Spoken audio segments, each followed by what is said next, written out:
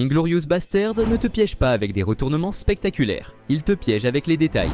Un mot placé au bon moment, une pause de trop, un geste minuscule et décisif. Tarantino construit chaque scène comme un piège élégant. La tension n'explose pas, elle est déjà là. Souvent, elle ne passe pas par l'action, mais par la langue. Qui parle, comment il parle, et qui comprend vraiment ce qui est en train de se passer. Dans cette vidéo, on parcourt le film du début à la fin pour repérer les détails qui changent la façon dont tu regardes chaque confrontation.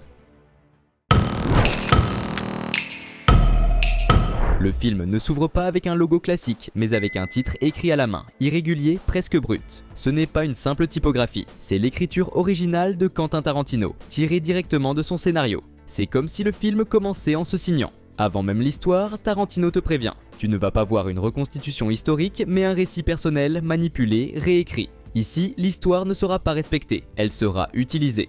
Le film est divisé en chapitres et le premier s'intitule « Il était une fois » dans la France occupée par les nazis. C'est un clin d'œil direct au cinéma de Sergio Leone et à sa manière de raconter le mythe plutôt que la réalité. Tarantino l'utilise pour poser le cadre. Ce ne sera pas une leçon d'histoire, mais un conte cruel. Et comme dans tous les contes, la fin n'a pas besoin d'être réaliste, elle doit être juste. La ferme semble normale, mais la mise en scène prépare déjà le siège. Avant même l'arrivée des soldats allemands, Tarantino te fait respirer le lieu, les sons, les espaces, le silence. Il installe l'idée de maison, de quotidien, de sécurité. Quand la colonne entre enfin dans le cadre, l'impact est plus violent parce que rien n'a été escamoté. Et surtout, la géographie de la scène est claire. La porte, la table, le sol, l'escalier, les fenêtres. Ce ne sera pas une scène seulement parlée, mais une scène où chaque mètre carré compte. Hans Landa arrive avec des manières courtoises, mais son vrai pouvoir réside dans le rythme. Il ne parle jamais vite, ne hausse jamais la voix, et place chacun exactement là où il le veut. Le détail, c'est qu'il ne cherche pas des informations, il impose une chorégraphie. Chaque geste devient une micro-autorité. Plus la padite essaie de rester normale, plus le film te fait sentir que la normalité n'existe déjà plus. La terreur ici est administrative, pas physique, et c'est pour ça qu'elle fonctionne. Le lait n'est pas qu'une boisson, c'est un signe de prise de contrôle. Landa se le fait offrir et le transforme en rituel. Il le goûte, l'observe, l'intègre au dialogue. Ce qui compte n'est pas le symbole, mais l'usage concret. Il prend quelque chose de banal appartenant au quotidien de la ferme et le place au centre de la scène. À partir de là, la maison n'est plus vraiment celle de la padite. Elle est déjà le territoire de Landa. Et le calme avec lequel il agit donne cette sensation précise de quelqu'un qui se sait intouchable. Le changement de langue est le véritable coup de théâtre de la séquence. Quand Landa propose de passer à l'anglais, ce n'est pas par confort, mais comme une arme. Au-dessus de la table, c'est une conversation. Sous le plancher, c'est une condamnation. Le film ne te l'explique pas, il te le fait comprendre par la situation. Ceux qui sont cachés ne peuvent plus suivre. Et toi, spectateur, tu te retrouves du côté de ceux qui comprennent, avec une culpabilité étrange. Tu sais trop de choses, mais tu ne peux rien faire. Landa ne découvre pas les Dreyfus, il les met en scène. La tension ne naît pas quand il ordonne de tirer, mais quand il demande à la padite de confirmer à voix haute ce qui est déjà décidé. La padite ne fait pas que céder, il participe à sa propre trahison. La confession ne sert pas à Landa, elle sert à rendre la padite responsable. C'est une violence qui marque plus longtemps que les balles, et quand la maison explose sous les tirs, le pire a déjà eu lieu. Quand Shoshana s'enfuit de la ferme, le cadre la montre traversant une porte avant de courir vers le champ ouvert. La composition renvoie directement à la prisonnière du désert de John Ford. La porte comme frontière entre un monde qui se ferme et un exil qui commence. Ici, Shoshana ne fait pas que fuir. Elle sort d'une histoire où elle était victime pour entrer dans une histoire qu'elle va tenter de contrôler. Tarantino apparaît dans le film de deux façons différentes, invisible si on ne le sait pas. Il interprète un soldat nazi déjà mort, tué hors champ par les Bastards, et prête sa voix à un soldat américain pendant la projection de Stolz der Nation. C'est un détail cohérent. Tarantino n'entre jamais vraiment en scène. Il reste en marge comme s'il contrôlait le film sans se montrer. La présentation d'Aldo Ren n'a rien d'héroïque, elle est menaçante. La mise en scène le montre comme un leader qui n'a pas besoin de crier pour utiliser la peur. Le détail clé, c'est l'uniforme comme cible. Il ne dit pas « on tue des nazis », mais on les reconnaît. C'est une logique pratique, presque bureaucratique, qui contient déjà tout le film. Ici, l'identité est primordiale. À partir de là, chaque scène devient une chasse à la véritable identité. Et les Bastards sont clairement définis. Pas une armée, mais une stratégie. Le narrateur intervient uniquement quand il faut fixer un fait. La voix off n'ajoute pas d'émotion, mais de l'autorité. Elle clarifie une information, puis disparaît aussitôt, laissant la scène revenir à l'attention pure. C'est un outil de rythme qui permet au film de naviguer entre conte et réalité sans perdre le contrôle. Dans la version originale, cette voix est celle de Samuel L. Jackson, utilisée ici comme garant du récit. The reason for Hugo Stiglitz's celebrity among German soldiers is simple.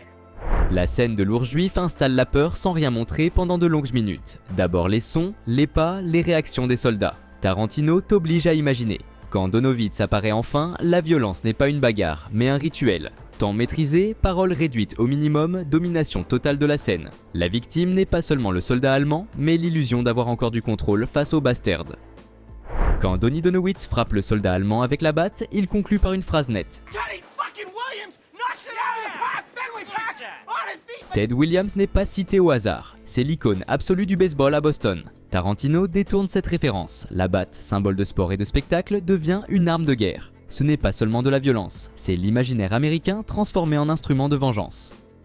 Pendant la scène de l'ours juif, une feuille reste posée sur la poitrine de Wiki. Beaucoup y ont vu un rappel visuel de l'étoile de David imposée aux juifs. Le détail apparaît précisément quand les bastards parlent de reconnaître les nazis à leur uniforme. Eli Roth a confirmé que cette image avait été remarquée pendant la production et volontairement conservée. L'identification forcée se renverse et devient vengeance. Dans le flashback consacré à Stiglitz, les uniformes des officiers sont criblés de balles, tandis que lui est intact. Cela suggère qu'ils ont été récupérés après coup, et non pendant une fusillade. Stiglitz ne combat pas à distance, il s'approche, utilise le couteau, frappe en silence. Le film ne le montre pas explicitement, mais le fait comprendre par un détail visuel précis. Stiglitz n'est pas un soldat, c'est un assassin méthodique.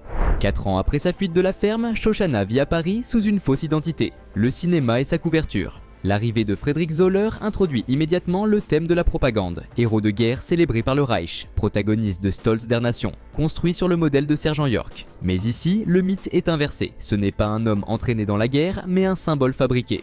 Pour survivre, Shoshana doit rester invisible. La conversation avec Zoller est un exemple de pouvoir déguisé en gentillesse. Il est un héros pour le Reich, mais dans l'échange, il cherche de l'espace, de l'attention, du contrôle. Shoshana ne le repousse jamais frontalement, parce qu'elle ne peut pas. Elle reste dans le registre de la politesse. Cette cage sociale devient une tension pure. Le danger n'est pas une arme, c'est l'étiquette. Ce dialogue devient si tendu parce que le nom Lilian Harvey n'est pas neutre. C'était une véritable star du cinéma allemand, qui quitta l'Allemagne nazie à la fin des années 30 et devint une figure gênante pour le régime. Entendre ce nom, dans ce contexte précis, brise la façade mondaine de la conversation et la transforme immédiatement en enjeu idéologique. Quand Landa entre dans le cinéma et commande un strudel pour Shoshana, ce n'est pas un choix innocent, c'est un test. Il insiste pour qu'elle attende la crème et contrôle chaque étape.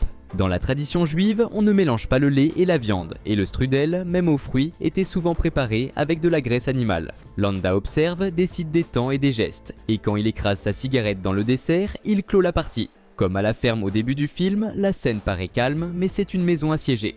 Le couteau du sergent Stiglitz porte la devise « Mon honneur s'appelle fidélité ». Ce n'est pas une phrase inventée, c'était le slogan officiel des SS. Tarantino grave ces mots sur l'arme d'un homme qui assassine des officiers nazis un par un. Le renversement est total. La loyauté proclamée par le régime devient l'instrument même de sa destruction. Hickox est démasqué par un détail minuscule. Quand il commande 3 verres, il lève l'index, le majeur et l'annulaire. En Allemagne, le 3 se compte avec l'index, le majeur et le pouce. Une erreur culturelle presque invisible, mais fatale. Hellstrom la remarque aussitôt. Dans cette pièce, aucune arme n'est nécessaire, une main suffit. Bridget ne commet presque aucune erreur, mais comprend immédiatement que quelque chose a dérapé. Quand Hickox fait ce geste, son regard change l'espace d'un instant. Elle ne dit rien et reste dans le plan, tout en sachant que tout peut exploser. C'est une espionne qui avance dans la peur et la dissimule par la discipline. Et ce micro-moment annonce que la scène est déjà perdue.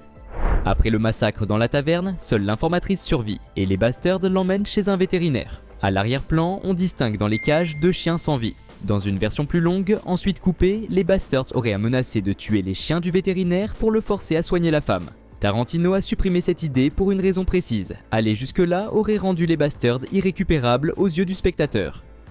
Le 5e chapitre s'ouvre sur Shoshana qui se prépare pour la première. Devant le miroir, elle prend son rouge à lèvres et se l'étale sur les joues, comme de la peinture. Le geste renvoie directement aux scènes de préparation des films de guerre, quand les soldats se camouflent avant la bataille. Quand Aldo prétend être italien, il ne se trompe pas seulement d'accent, il se trompe de corps. Il avance la mâchoire, parle de façon artificielle, comme s'il portait un masque trop grand. Brad Pitt s'est volontairement inspiré de Marlon Brando dans Le Parrain. Le résultat est caricatural, et c'est précisément pour ça que ça fonctionne. Aldo ne sait pas jouer la comédie.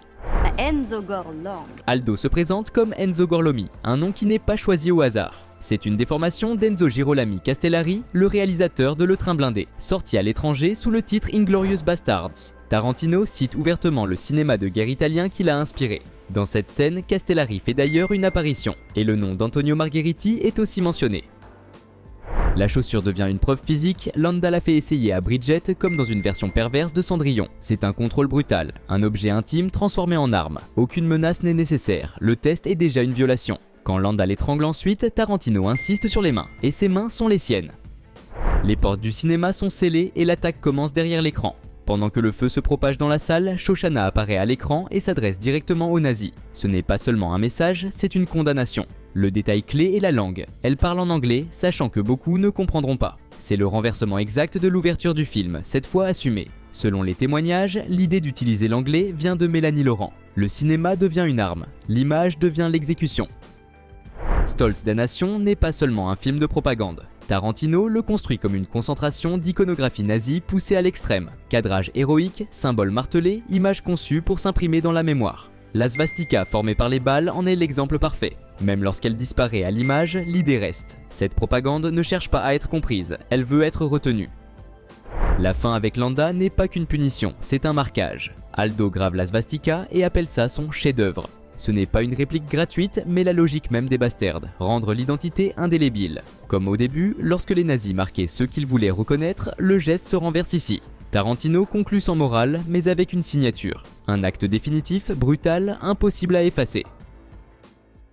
Inglourious Basterds ne frappe pas seulement par ce qu'il montre, mais par la manière dont il le montre. Chaque scène est un jeu de contrôle, chaque dialogue un piège, chaque détail a un poids précis. En le revoyant, on comprend que beaucoup de choses étaient déjà décidées bien avant que la violence n'éclate. Et c'est précisément ce qui rend le film encore aujourd'hui aussi puissant. Si la vidéo t'a plu, laisse un like, abonne-toi à la chaîne et dis-moi en commentaire quel détail t'a le plus marqué. A très vite pour une nouvelle vidéo.